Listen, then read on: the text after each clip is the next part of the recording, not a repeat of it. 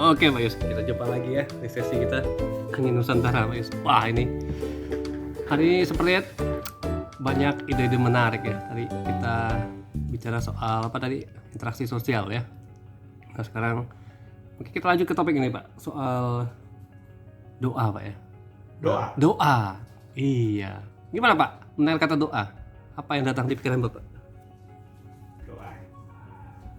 Ya doa itu kan sebetulnya menurut saya ya. Menurut saya nanti. Dan saya bukan pemuka umat ya. Ya. Bukan pemuka agama dan lain sebagainya. Tapi saya bicara dari sisi pengalaman ya. Doa itu ada dua model sebenarnya. Apa doa? Dua model ya. Model pertama itu doa berdasarkan ritus. Doa berdasarkan ritus. Ya. Oke. Nah ritus itu kan sifatnya institusional ya. Dia berbasis pada tradisi. Tradisi ya. Kebiasaan-kebiasaan yang sudah terinstitusionalisasi ya. Dari waktu ke waktu, dari satu generasi ke generasi, ya, polanya sama ya. Orang Katolik misalnya ke gereja hari Minggu, setiap hari Minggu dia ke gereja. Di gereja dia mengikuti serangkaian tata perayaan ritus-ritusnya, mulai dari awal sampai akhir, ada lagu, ada nyanyi. Dia mendaraskan sesuatu doa secara bersama dan lain sebagainya. Lalu kemudian juga tradisi kebiasaan yang lainnya sebagai ritus juga ya. Doa-doa bulan Mei, ya, bulan Oktober di gereja Katolik ya. Maria. Muslim misalnya 5 waktu. Ya. Atau agama-agama lain, saya kira semua agama punya tradisi dan ritusnya masing-masing. Doa sebelum makan dan doa sesudah makan. Makan kita itu kan sifatnya terpola kan Pak ya. Makan pagi, makan siang, makan malam. Jadi doanya juga terpola seperti itu ya. Jadi doa sebelum makan, sesudah makan pada jam-jam itu ya. Jadi itu kan kebiasaan Pak. Ya, tradisi ya yang dibangun secara institusional dan juga dalam konteks itu ya tradisi yang dibangun secara sosial ya, oleh masyarakat sendiri, misalnya keluarga dan lain sebagainya. Berarti doa itu bisa dibangun dari kebiasaan gitu ya? Ya, itu menurut saya ya. Okay. Ada doa lebih gitu ya. Atau ya. Ada satu doa yang lain ya, yang menurut saya maknai sebagai doa itu dalam pengertian panggilan. Apa tuh? Jadi bukan panggilannya. Jadi kita misalnya saya memanggil Pak Kris untuk melakukan sesuatu dan lain sebagainya. Jadi dalam pengertian seperti itu. Jadi doa itu sebagai sebuah panggilan. Saya berdoa karena saya dipanggil untuk berdoa. Gitu. Kalau institusi, doa dalam perspektif institusi dan tradisi itu sifatnya kolektif ya. Dia itu kelompok dan terjadi pada waktu-waktu tertentu. Waktu-waktu yang spesifik ya, hari Minggu. Doa pada waktu makan, sebelum dan sesudah makan. Doa sebelum dan sesudah tidur. Itu kan pada waktu-waktu tertentu ya. Tapi doa sebagai panggilan, dia tidak punya waktu. Maksudnya? Anda misalnya tiba-tiba merasa dari dalam ada dorongan untuk berdoa, dan itu bisa terjadi ketika Anda sedang di WC. Itu bisa terjadi dalam pengalaman saya ya. Situasional berarti? Bukan juga situasional, tiba-tiba begitu. Kalau situasional itu kan berarti aksidental. Situasi yang insidental ya. Situasi yang membuat kita berdoa. Itu kan begitu. Tetapi sesuatu yang memang dari dalam itu. Tiba-tiba saya berdoa. Apapun situasinya. Entah di bis ya, entah saat mengajar, tiba-tiba melihat orang, saya berdoa. Nah, biasanya doa seperti itu, dia tidak membutuhkan waktu yang lama. Mungkin dia tidak sampai 1 menit dan lain sebagainya. Itu pun doa ya. Nah oleh karena itu panggilan itu dia bisa datang anytime ya, kapan saja. Dalam satu hari, dalam waktu 24 jam. Atau misalnya tiba-tiba tadi saya bangun jam 3 misalnya, tiba-tiba saya harus berdoa. Tapi saya harus merencanakannya gitu. Ya saya berdoa. Nah saat berdoa itu tiba-tiba kita mengingat sesuatu, ya kita ingat teman, ya berdoalah bagi teman itu. Ingat ayah dan ibu pada saat itu, ingatlah, berdoalah bagi mereka. Jadi bukan karena direncanakan. Spontan. Itu Ya? makanya saya sebut panggilan. Dan panggilan Tuhan itu kan dia datang pada waktu yang Anda tidak rencanakan. Dia datang mengejutkan Anda. Iya. Tiba-tiba Anda, oh, saya berdoa ibu untuk ibu. Saya berdoa. Nah, menurut saya Pak Kris, kita harus peka dengan panggilan-panggilan seperti itu, supaya doa-doa kita tidak terjebak pada rutinitas, supaya doa-doa kita tidak terjebak dalam semangat formalisme, supaya doa-doa kita tidak terjebak dalam ritus-ritus, ya, kebiasaan dan lain sebagainya. Tetapi doa kita benar-benar sebuah panggilan personal dari Tuhan. Bukan karena saya mau berdoa, bukan. Tetapi Tuhan memakai saya untuk mewakili seseorang yang lain berdoa atas namanya. Atau Tuhan mengingatkan saya pada momen itu untuk bisa mengalami kebaikan Tuhan dalam hidup kita. Dan itu bisa terjadi sepanjang waktu. Nah itu sebetulnya bisa dialami oleh semua orang. Kalau pengadaiannya orang itu harus belajar peka pada setiap panggilan-panggilan. Jadi ada proses-proses meditasi dalam hidup. Meditasi juga itu kan Doa itu ya. meditasi sepanjang waktu kita bisa lakukan. Iya. Gitu. Itu salah satu bentuk doa, bisa juga ya. Itu bukan doa, tapi saya melihat itu sebagai meditasi sebagai proses proses emptiness, ya, Mengosongkan. pengosongan, ya. Iya. Saya merasa sebagai dalam filosofi Buddha nothingness, ya. Iya. Hampa. Ketiadaan, ya. Hampa. Pada saat itu kita biasa ada merasakan sesuatu yang lain gitu. Dan kita harus meresponnya. Pencerahannya di situ. Nah, gitu. Ada pencerahannya di situ. Iya. Enlightenment-nya itu. Oh. Terjadi dalam kondisi seperti itu. Dan itu kita bisa lakukan sepersekian detik. Dan banyak kali dalam satu hari. Sehingga kita bisa pada hari itu kita bisa mengisi dengan doa begitu banyak. Pada saat Anda mengajar, Anda bekerja, sepersekian detik Anda mengambil waktu berdoa bagi seseorang, bagi pekerjaan, bagi mahasiswa Anda, atau siapapun dia yang terlintas dalam kondisi seperti itu. Itu seperti menyerap energi ya. Doa itu bisa nggak gitu? Ya saya tidak tahu itu ya. Nggak tahu ya. Teori energi, tapi saya merasa itu doa panggilan, dan panggilan itu panggilannya dari dalam, ya. Iya. Seolah-olah Tuhan itu ada di dalam kita, dalam hati, lalu dia memanggil kita berdoa. Iya. Nah, kalau doa karena situasi kan dari luar, Pak. Karena ya lihat orang berdoa ya kita berdoa. Atau doa karena tradisi itu kan sifatnya dari luar, eksternal, ya. Iya. Tahu. Ada sebuah cerita yang lucu karena saking orang terbiasa dan kebiasaan itu menyatu dengan dirinya sendiri. Kan? Biasanya orang Katolik itu kan kalau masuk gereja, di depan pintu gereja kan Pak dia berlutut kan Pak. Nah, saking itu mendarah daging kebiasaan itu, ada satu bapak tua ini pergi ke toko masuk gedung baru, ya mungkin dalam pikiran dia itu seperti gereja. Ya dia masuk di dalam toko, dia berlutut Pak. Selama Bapak di toko itu. Karena apa? Karena semakin menyatunya. Menyatu ya. Jadi doa itu ya bukan panggilan lagi itu sebetulnya.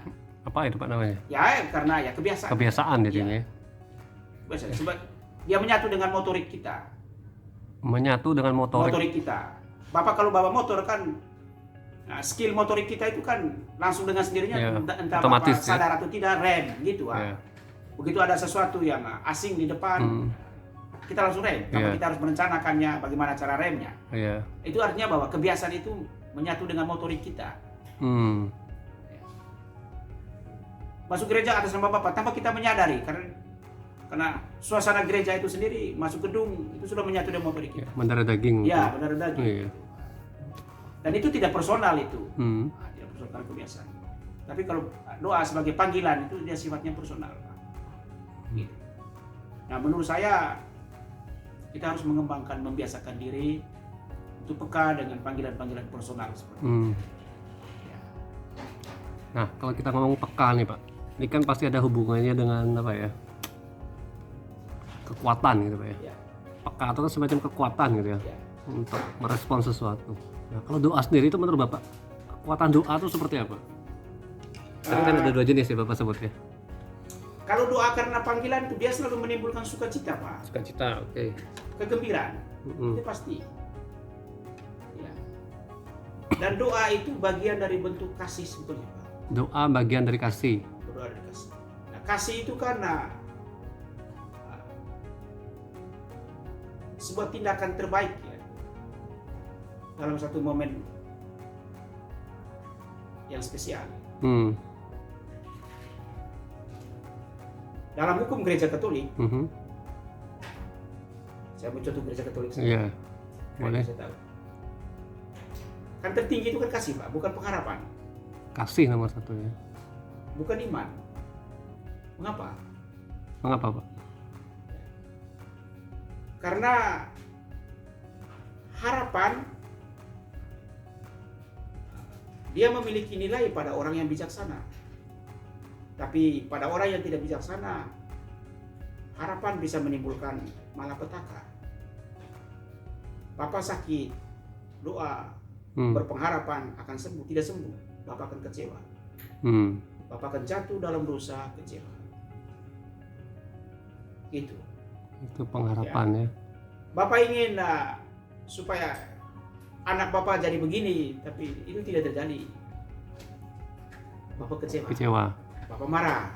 Harapan ya. Bapak stres. Nah, semua itu adalah bertentangan dengan semangat kasih. Kalau Begitu kasih, juga beriman, Bapak percaya tapi ya tong kosong ya, nyari bunyi.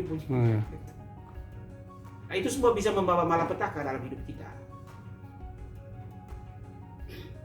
Tetapi kasih itu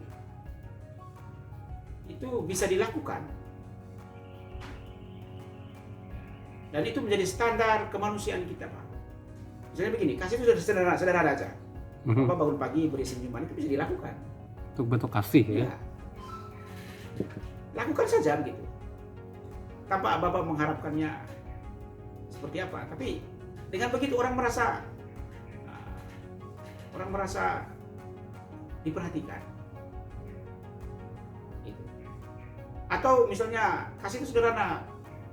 Bapak bekerja dengan baik aja, itu sudah kasih. Bapak rajin, itu kasih. Karena dia bisa mendatangkan hal yang baik bagi kehidupan orang lain. Sebagai mahasiswa Bapak rajin, itu kasih, Pak. Karena kasih itu dia mendatangkan kegembiraan pada orang tua. Itu. Bapak rajin bekerja, dengan bekerja karir Bapak bagus, Bapak dapat duit, bisa ongkos anak, bisa, itu kasih. Jadi kasih itu apa? Kerja keras. Tempus gratias est. Waktu itu adalah rahmat. Karena itu dengan bekerja keras berarti setiap saat menimba rahmat. Kurang lebih begitulah Pak. Oke. Dan begitu juga doa itu. Doa sebagai panggilan itu adalah kasih. Karena kita langsung melakukannya saja begitu. Nanti apa akibat dari doa itu? Apakah diterima? Bukan urusan kita Pak, tapi kita hanya melaksanakan panggilan kita. Saya mendoakan, tiba-tiba saya ingat Pak Kris. Saya berdoa, Tuhan, saya tidak kenal orang ini, situasinya seperti apa sekarang ya, tapi dia hadir dalam kesadaran saya. Semoga dia baik-baik saja. Saya sudah melaksanakan panggilan itu. Nah, itu doa sebagai panggilan. Apakah Bapak baik-baik? Urusan Tuhan. Saya tidak perlu berharap banyak. Yang penting kasihnya ada. Ya, sekurang-kurangnya saya sudah melakukan tugas saya. Melaksanakan kewajiban saya, melaksanakan panggilan saya pada saat itu. Gitu. Tiba-tiba saya ingin membaca, ya saya baca. Itu panggilan untuk membaca, ya saya baca. Seperti kasih itu tanpa syarat gitu ya. Anytime, tanpa waktu, tanpa bentuk. Jadi kasih in action, dalam tindakan. Kalau tindakan yang bisa dilakukan Anda kapanpun. Anda tidak, apa hasilnya? Ya, Anda terlibat aja dalam proses itu. Ya. Tapi ingat baik, seperti panggilan itu dia mengejutkan Anda pada waktu yang Anda tidak sangka, demikian juga hasilnya. Tak terprediksi lah ya. Ya, karena itu jangan mengatakan apa gunanya Anda berdoa. Iya. Itu bukan urusan saya soal guna. Urusan saya adalah menjawab panggilan ini. Nanti gunanya pada momen yang spesial, itu mengejutkan hidup Anda. Itu. Ya, Tuhan bilang, ya, berjaga-jaga saja. Iya benar. Seperti pencuri kita nggak tahu kapan dia datang. Anda Ya? tidak tahu kapan mempelai itu tiba. Tapi sekurang-kurangnya pelita hidup Anda tetap nyala. Jadi begitu Pak, menurut saya itu begitu. Jadi saya tidak bilang bahwa doa dalam pengertian institusi ritus itu buruk ya, tapi itu tidak cukup sebagai untuk standar kehidupan kita. Jadi kita juga harus peka untuk menghayati doa itu sebagai panggilan yang sifatnya personal, bukan karena Anda rencanakan, tetapi tanda Tuhan hadir pada saat itu dan berdialog dengan Anda. Yuk kita sederhananya begini, tiba-tiba misalnya sekarang Pak Kris muncul dalam kesadaran saya, ya kesempatan nih Tuhan bilang, yuk kita bicara tentang Pak Kris ya. Ya, kurang lebih begitu. Seperti apa dia sekarang ya? Kurang lebih begitu. Demikian juga aktual ya. Muncul orang tua, muncul mahasiswa, muncul anak istri dalam momen seperti itu. Itu adalah momen berahmat. Jangan ditunda Pak, jangan tunda nanti. Tunggu hari Minggu atau tunggu nanti Minggu. Tidak. Doa-doa saja ya. Sekarang ada di saat gitu. Dan harus dijawab sekarang. Harus dijawab sekarang. Harus dijawab sekarang. Iya. Karena nanti itu beda lagi. Udah beda. Iya. Ya. Itu tugas yang lain. Beda lagi ya. Misi selanjutnya. Itu tugasmu dalam detik ini, menit ini tentang ini. Menit berikutnya tugas lain. Jadi itu harus direspon.